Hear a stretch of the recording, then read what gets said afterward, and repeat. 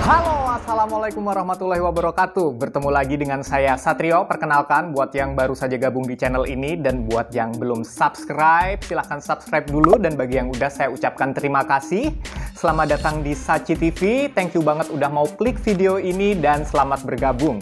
Kali ini aku akan membawakan sepenggal kisah mengenai seorang seniman yang sangat-sangat besar, memiliki nama yang sangat fenomenal sepanjang sejarah, Leonardo da Vinci. Mungkin di antara kalian sudah banyak yang tahu, siapa sih Leonardo da Vinci? Leonardo da Vinci itu mungkin sebagian besar dari kalian taunya adalah seorang pelukis terkenal asal Eropa. Pelukis lukisan yang sangat fenomenal dan penuh misteri, Mona Lisa. Tetapi ternyata Leonardo da Vinci memiliki kisah yang lebih menarik daripada itu, memiliki rahasia yang jauh lebih besar daripada hanya sekedar Mona Lisa. Kita ikuti bersama ya.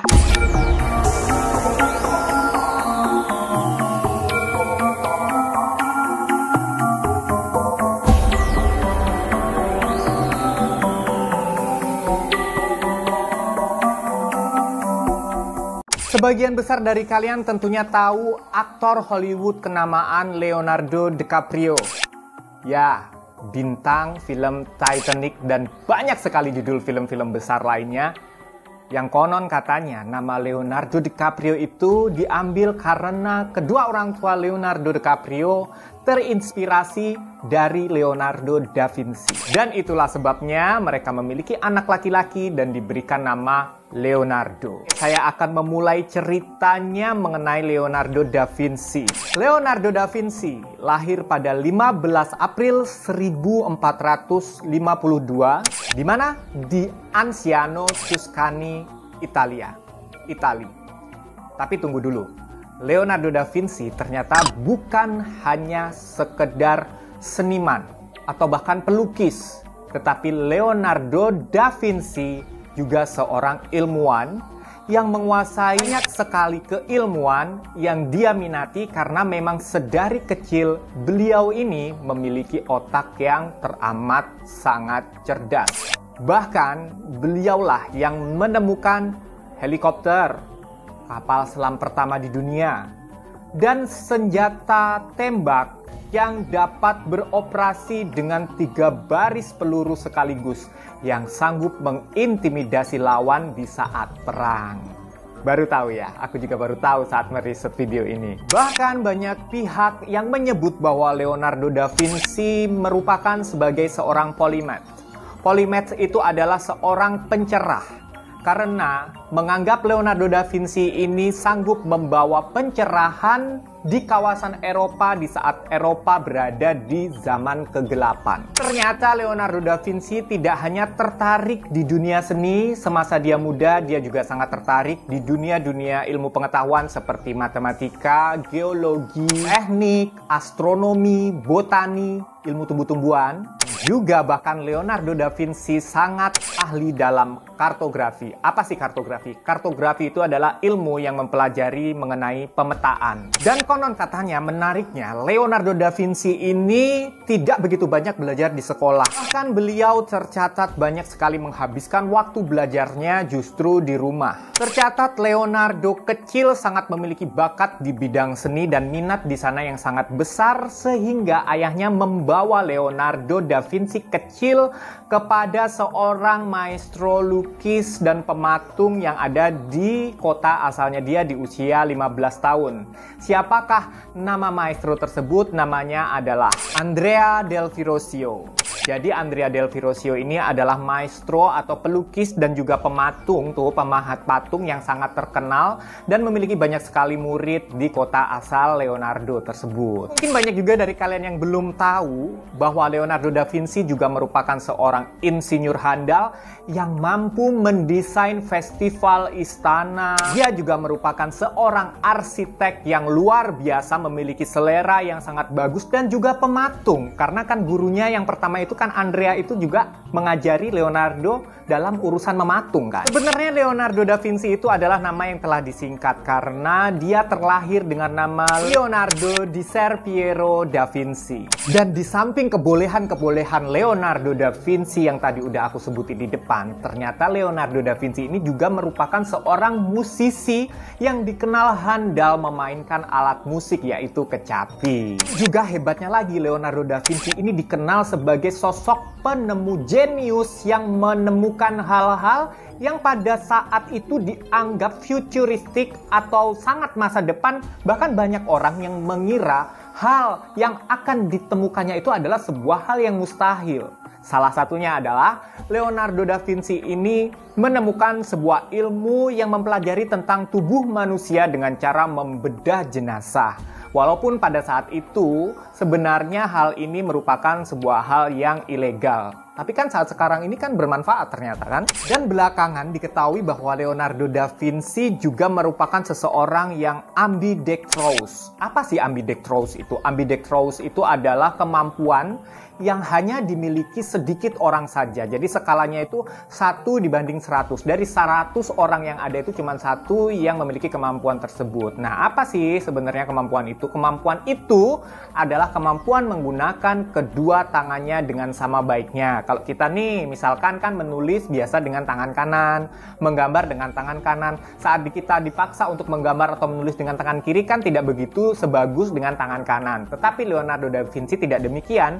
Tangan kanan dan tangan kirinya bisa digunakan dia untuk melukis, menggambar, menulis dengan sama bagusnya. Sebagai seorang pelukis tentunya kalian sudah sangat mengenal Mona Lisa. Tetapi ternyata tidak hanya Mona Lisa tentunya, karena kan jenjang karirnya begitu panjang. Selain Mona Lisa yang sangat fenomenal dan konon katanya banyak menyimpan banyak sekali misteri, ada pula sederet karya lukis Leonardo da Vinci yang juga tak kalah fenomenalnya, antara lain The Last Supper, yang merupakan lukisan perjamuan suci Yesus Kristus bersama murid-muridnya, bersama rasul-rasulnya. Virtuovianumen merupakan salah satu karya yang sangat terkenal juga dari Leonardo da Vinci. Dan karya lukisnya yang tak kalah fenomenal dan terkenal adalah Salvator Mundi, lukisan Juru Selamat Yesus Kristus yang pada saat ini telah dibeli oleh putra mahkota kerajaan Arab Saudi, Muhammad bin Salman, seharga 6 triliun. Yang konon harga dari lukisan tersebut lebih mahal daripada harga jembatan Suramadu di Surabaya. Jadi jika harga lukisan tersebut dibelikan jembatan Suramadu, itu kita masih mendapatkan kembalian 2 miliar. Lukisan loh itu. Salvator Mundi yang berarti juga Juru Selamat digadang-gadang merupakan sebuah karya seni dengan harga paling fantastis dan termahal di dunia sepanjang sejarah. Oke, selanjutnya kita akan lebih terfokus kepada Mona Lisa yang konon katanya merupakan karya dari Leonardo da Vinci yang paling fenomenal dan banyak sekali menyimpan misteri. Dan misteri-misteri itu sepertinya tak henti-hentinya diperbincangkan oleh para peneliti seni, para kritikus seni, para penggemar seni, para pengoleksi seni sepanjang sejarah. Apa saja sih sebenarnya misteri yang diperbincangkan mereka itu? Pertama adalah sosok Mona Lisa. Siapa sebenarnya model di dalam lukisan Mona Lisa tersebut? Model di dalam lukisan Mona Lisa tersebut masih mengundang banyak sekali tanda tanya. Pendapat pertama mengatakan bahwa sosok perempuan dalam lukisan tersebut adalah Lisa. Lisa adalah istri seorang bangsawan saat itu. Tetapi ada juga yang mengatakan bahwa sosok perempuan di dalam lukisan itu adalah ibunya Leonardo da Vinci yang merupakan imigran atau budak dari Tiongkok. Bahkan yang lebih fenomenal lagi adalah sebuah pendapat yang aku juga kaget, bahwa model dalam lukisan Leonardo da Vinci yang bertajuk Mona Lisa itu adalah wajah Leonardo sendiri di saat muda. Nah, ini aneh nih buat aku, karena kan Leonardo ini pria. Tapi Mona Lisa itu kan sosoknya itu perempuan. Kenapa bisa? Dan kalau ini memang mungkin, aku sih merasa ini sebuah ide yang brilian, melukis dirinya sendiri sebagai seorang wanita yang menjadikan banyak sekali pertanyaan bahkan belum terjawab sampai hari ini. Tetapi itu baru sekedar dugaan-dugaan bahwa siapakah sebenarnya sosok Mona Lisa di dalam lukisan Mona Lisa itu. Tentunya cuma Leonardo, Tuhan dan modelnya sendiri yang tahu. Karena memang Leonardo da Vinci sudah meninggal sejak 500 tahun silam. Udah 5 abad, tapi namanya masih dikenal sampai sekarang. Hebat ya. Jangan-jangan memang model dari lukisan Mona Lisa ini memang nggak pernah ada, Kak. Ada, memang banyak sejarawan yang mengatakan bahwa sosok tersebut memang nyata. Tetapi tentang siapa dan bagaimana bisa menjadi model, itu yang masih menjadi pertanyaan. Justru karena memang sosok tersebut nyata, belum ada yang tahu sebenarnya siapa Lisa atau Mona Lisa di dalam lukisan tersebut. Justru itu yang menjadi dan mengundang pertanyaan orang-orang di seluruh penjuru dunia ini. Mungkin kalian banyak banget yang penasaran, sebenarnya Leonardo da Vinci ini nama orang tuanya siapa sih? Lahirnya kan di Italia, tapi nama orang tuanya siapa? Keluarganya siapa? Asal-muasalnya gimana? Masa kecilnya gimana? Kalau orang Jawa bilang tuh bobot bibit bebetnya gimana? Sampai diteliti loh sama seorang peneliti sejarawan dari Universitas Oxford, Martin Kemp, seorang profesor sejarah seni dari Universitas Oxford lah salah satu yang meneliti masa lalu, masa kecil dari Leonardo da Vinci. Konon kata Martin, Dr. Kemp ini, Leonardo da Vinci terlahir dari ibu bernama Caterina dan ayahnya bernama Ser Piero da Vinci, seorang notaris muda yang terkenal dan berasal dari keluarga yang sangat kaya dari Firenze. Dan ada yang menarik, ternyata ayah Leonardo da Vinci ini ada yang mencatatkan menikah sebanyak 4 kali dan memiliki 17 orang putra dan putri sepanjang hidupnya dia. Sebanyak 4 kali nikah dan anaknya tuh ada 17. Bahkan anak yang paling kecil tuh terlahir saat Leonardo da Vinci sudah berusia 40 tahun. Jadi yang paling gede, terus kecil, yang paling kecil itu terlahir saat Leonardo yang paling gede ini sudah berusia 40 tahun. Caterina bertemu dengan Vinci di saat Caterina berusia 15 tahun dan Sir Vinci berusia 25 tahun. Jadi lumayan jauh ya, 10 tahun jarak umur mereka. Caterina, ibu Leonardo da Vinci, dicatat sebagai seorang yatim piatu yang tinggal bersama neneknya dan saudara laki-lakinya yang usianya 2 tahun lebih tua daripada dia bernama Papo. Seorang peneliti sejarah seni, Giuseppe Palanti dan juga Kemp mencatat dan mengatakan bahwa nenek dari Caterina ini meninggal sebelum tahun 1451 dan kemudian Caterina, ibu dari Leonardo da Vinci ini, dirawat oleh pamannya. Kasihan ya. Nah, rumah pamannya di mana? Di Toskana. Dan kebetulan Toskana ini adalah kampung halaman dari ayah da Vinci. Dan katanya Caterina dan da Vinci di sanalah ketemu di Toskana ini. Sebenarnya keluarga dari Pak Da Vinci, bapaknya Leonardo da Vinci ini kurang menyetujui secara Caterina dinilai memiliki latar belakang yang kurang sepadan dengan keluarga Da Vinci. Keluarga Da Vinci ini adalah keluarga yang berada dan terpandang gitu di Toskana ini. Yang menyebabkan konon katanya memang Da Vinci dan juga Caterina, ayah dan ibu Leonardo da Vinci ini tidak pernah menikah. Akan tetapi Leonardo da Vinci diterima di dalam keluarga Da Vinci. Nah, Leonardo da Vinci diterima di dalam keluarga Da Vinci terhitung sejak 1458. Tetapi Caterinanya tetap tidak diterima. Sehingga menyebabkan mereka berdua tidak pernah menikah. Mungkin karena cinta mereka begitu besar, mereka susah dipisahkan. Dan untuk memisahkan mereka, keluarga Da Vinci menikahkan Caterina dengan seorang petani lokal bernama Antonio Piero Botti. Dan dari pernikahan dengan petani lokal tersebut, Caterina memiliki 5 orang anak, 1 orang putri dan 4 orang putra lainnya selain Leonardo da Vinci. Jadi anaknya 6 ya. Kan tetapi saat tua, Caterina ini tinggal bersama Leonardo di Milan, Italia ketika Leonardo da Vinci sudah terkenal. Saat Leonardo da Vinci sudah berusia 40 tahun. Kemudian setelah Caterina tinggal bersama anaknya, Leonardo da Vinci yang sudah merupakan seorang seniman terkenal itu, Caterina pun menghembuskan nafas terakhirnya dan meninggal dunia setahun setelah tinggal bersama Leonardo. Ada juga sebuah catatan menarik, sebuah pendapat menarik dari seorang peneliti sejarah seni juga, bahwa sidik jari Leonardo da Vinci ini memiliki ciri sidik jari orang Timur Tengah. Dan itu merujuk kepada ibunya Leonardo da Vinci, karena kalau ayahnya kan pasti orang Italia asli. Nah, ibunya ini kan masih tanda tanya besar si Caterina. Konon katanya Caterina ini ada kemungkinan dugaan berasal dari negara Timur Tengah. Ada yang bilang dari Afrika Utara. Tapi ada juga menurut peneliti lainnya, Angelo Paratico namanya, itu yang mengatakan bahwa kemungkinan besar juga ada kemungkinan ibu Leonardo da Vinci ini berasal dari Tiongkok. Tapi karena kecilnya bukti, sedikitnya bukti minimal, maka teori tersebut rada dikesampingkan gitu. Lebih banyak dipercaya bahwa ibu Leonardo da Vinci ini memang berasal dari Afrika Utara. Leonardo da Vinci sendiri ternyata memiliki kisah konyol pada waktu dia kecil. Giorgio Vasari, seorang pelukis sekaligus penulis dari abad ke-16, pernah mengisahkan atau menuliskan dalam sebuah bukunya bahwa pada suatu saat ada seorang petani yang minta Leonardo da Vinci ini membuat sebuah lukisan yang nantinya itu akan dipasang di perisai itu yang buat perang itu. Kemudian Leonardo da Vinci menyatakan kesanggupannya untuk membuat lukisan tersebut. Dia pun melukis tuh. Nah, melukis apa? Melukis wajah Medusa, perempuan setengah ular yang berambut ular itu yang sedang menyemburkan apinya.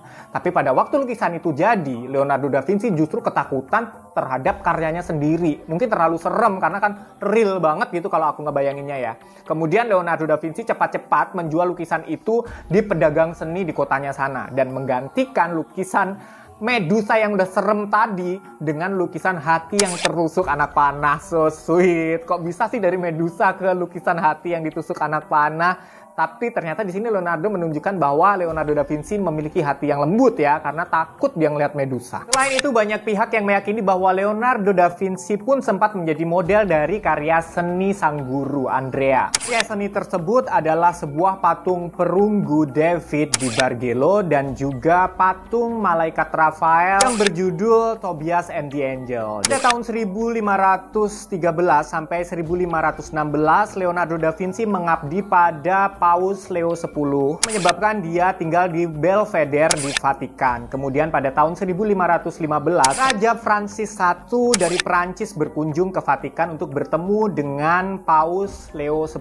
Sebenarnya maksud dan tujuan dari Raja Francis ini adalah untuk menyerang Milan. Kemudian Paus Leo X memberikan tugas kepada Leonardo untuk membuat sebuah patung perunggu singa yang dadanya jika dibuka itu ada seikat bunga lili besar. Mungkin ini adalah simbol dari perdamaian gitu ya. Da Vinci meninggal di Clos Luce pada tahun 1519 di usia 67 tahun dikarenakan terserang stroke. Baiknya si Da Vinci ini setelah meninggal kekayaannya itu dibagi-bagikan kepada saudara-saudaranya bahkan kepada orang-orang yang melayaninya di masa dia tua.